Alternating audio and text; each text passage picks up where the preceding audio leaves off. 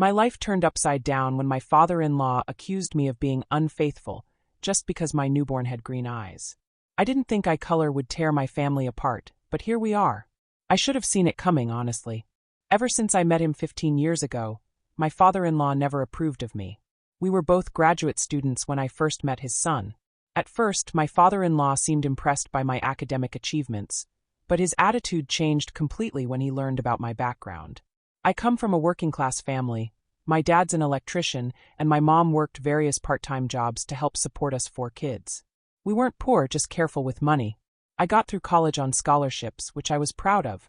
But apparently, this wasn't good enough for my father-in-law, who owns a chain of car dealerships and lives in a mansion. He told my then-boyfriend that dating me was fine for fun, but he should consider settling down with someone more suitable, like the daughter of his golf buddy, who owned a real estate empire. My husband didn't tell me about this conversation until years later. Sometimes I still wonder what he saw in me that made him stick around despite his father's disapproval. When we announced our engagement after graduation, my father-in-law couldn't hide his shock. He probably thought our relationship would fizzle out after college. Though clearly unhappy, he attended our wedding and managed to be civil to my family. We didn't have kids for the first 6 years of marriage, focusing on our careers instead. My father-in-law kept making snide comments about my fertility issues during family gatherings. When I finally got pregnant with our first child, he was overjoyed, especially when our son was born looking exactly like his dad and grandfather, down to their striking blue eyes. That first grandson worked magic on my father-in-law's attitude. He was especially pleased that it was a boy to carry on the family name. My husband and I took it as a chance to improve family relations. His mother had always been kind to me, though she rarely stood up to her husband. Our older son started spending weekends at his grandparents' house after he turned 1. It gave my husband and me some much-needed couple time, and the regular interaction seemed to soften my father-in-law's stance toward me. We even started having weekly family dinners at their house. When I got pregnant again, my father-in-law kept telling our son that Mini-him would be arriving soon. I knew it was another boy but kept it a surprise since that's what my husband wanted. My father-in-law's constant comments about how only boys are born in our family annoyed me, but I stayed quiet. Everything fell apart when our second son was born. My father-in-law came to the hospital, eager to see his new grandson who would surely be another carbon copy of himself. When he saw that the baby had green eyes like my dad instead of his family's blue ones, he completely lost it. "Are you sure they gave you the right baby?" he demanded, examining my newborn like he was inspecting a suspicious package. "There must be some mistake. This can't be my grandson." I tried explaining that green eyes run in my family. My father and all my siblings have them. But he wouldn't listen. Instead, he basically accused me of cheating on his son, saying he wouldn't acknowledge the baby as his grandson without a paternity test. My husband wasn't in the room during this confrontation. He was downstairs handling discharge paperwork. When he returned and heard what happened, he was furious. He immediately called his dad and told him we wouldn't be doing any paternity test just to satisfy his ego. Of course, my father-in-law didn't back down. He even started poisoning our older son's mind, telling him the baby wasn't really his brother. Our 4-year-old came home one day asking when we were going to send the baby back to his real parents. The situation got worse over the next few months. Our older son, who used to be such a sweet kid, started acting out. He'd throw his toys at the baby's crib and scream that he wanted him gone. We thought it was normal sibling jealousy at first, and even took him to a child therapist who gave us tips to help him adjust. But then we discovered the real problem.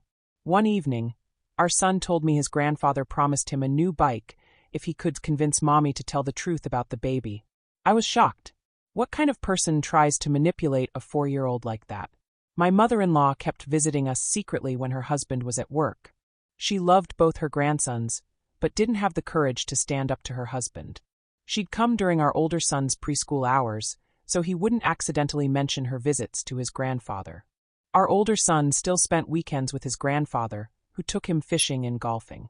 We thought these activities were good for him, but they gave my father-in-law more chances to fill his head with lies. One day, our son came home and announced that his grandfather said we didn't really love him anymore because we had the new baby. I wanted to put a stop to the weekend visits right away, but my husband pointed out that suddenly cutting off contact would only convince our son that his grandfather's lies were true. We had to be smarter about it. The breaking point came on our son's 5th birthday. My father-in-law showed up with a brand new gaming console and smartphone. What 5-year-old needs a phone? When I tried to take the phone away, our son had a complete meltdown. He screamed that his grandfather told him to call immediately if we ever tried to stop him from seeing his grandpa. That night, I told my husband I couldn't take it anymore. His father was trying to turn our son against us, and we had to do something. My husband, who can be as stubborn as his father sometimes, still refused to do the paternity test. He said it would be like admitting his father's accusations might be true. I finally put my foot down. Either we get this test done and shut your father up for good, or I'm taking the kids and leaving, I said. I won't let him destroy our family. That got through to him. The next day, we went to get the paternity test done. My husband held my hand the whole time, even though we both knew what the results would show. I just needed the proof to wave in my father-in-law's face. While waiting for the results, we started making changes. Instead of letting our older son spend weekends at his grandfather's house, we planned family outings. The first few weekends were rough. He cried and threw tantrums about missing his grandfather. But gradually, he started enjoying our family time. We took him to water parks, on picnics, and to play centers. His relationship with his baby brother slowly improved too. Sometimes I'd catch him showing his toys to the baby or trying to make him laugh. Those moments gave me hope that we could undo the damage his grandfather had caused. When the test results arrived, they confirmed what we already knew. The baby was 100% my husband's child. We decided to make one final visit to my father-in-law's house, leaving our older son with a trusted babysitter. My father-in-law looked surprised when we showed up with the baby. It was the first time he'd seen his younger grandson since that day at the hospital. "Where's my real grandson?" he asked, completely ignoring the baby in my arms. Something in me snapped. 5 years of insults, accusations, and manipulation came pouring out. I threw the test results at him and said, "Here's your proof. The baby is your grandson whether you like it or not. But guess what? You won't be seeing either of your grandsons anymore." He turned red with anger and started shouting about calling child services. He claimed we were abusing our older son by keeping him away from his grandfather. I laughed and told him to go ahead and try. We had proof of how he'd tried to manipulate a child and turn him against his parents. My husband, who usually tries to keep peace, finally stood up to his father. He said if his dad didn't back off, we'd move across the country and he'd never see any of us again. That shut him up pretty quick. My father-in-law tried showing up at my husband's office a few times after that, but my husband wouldn't budge. He told his father that unless he could accept both his grandsons and stop trying to control our family, he wasn't welcome in our lives. My mother-in-law still visits us, but only when her husband isn't around. She apologized for not standing up to him sooner. I told her she's welcome to see her grandsons anytime, as long as she doesn't bring her husband or report back to him about our lives. It's been 6 months since we cut contact with my father-in-law. Our older son still asks about his grandfather sometimes, but the tantrums have stopped. The child therapist says he's making good progress, and his relationship with his brother gets better every day. Yesterday, I found them playing together in the living room. Our older son was teaching the baby how to stack blocks, and when the baby knocked them down, they both laughed. Watching them, I knew we'd made the right decision. Sometimes protecting your children means cutting toxic people out of their lives, even if those people are family. My husband says his father has been telling relatives that we're keeping his grandsons from him out of spite, but we don't care anymore. We have the test results if anyone asks for proof, but honestly, we're done explaining ourselves. Our focus now is on raising our boys in a healthy environment, free from manipulation and lies. The whole experience taught me something important. Standing up to toxic family members isn't easy, but it's necessary. It's not about winning or proving points.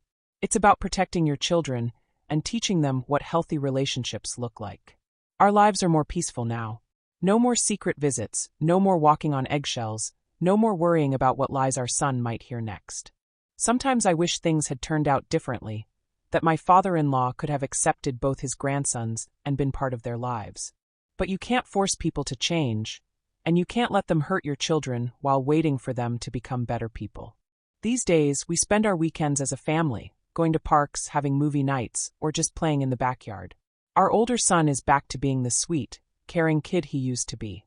And every time I look at my younger son's green eyes, I'm reminded that standing up for what's right, even when it's hard, is always worth it. Thank you for watching. If you enjoyed this story, please hit that subscribe button. Don't forget to give it a thumbs up and share it with friends or family who might enjoy it too. Your support means a lot.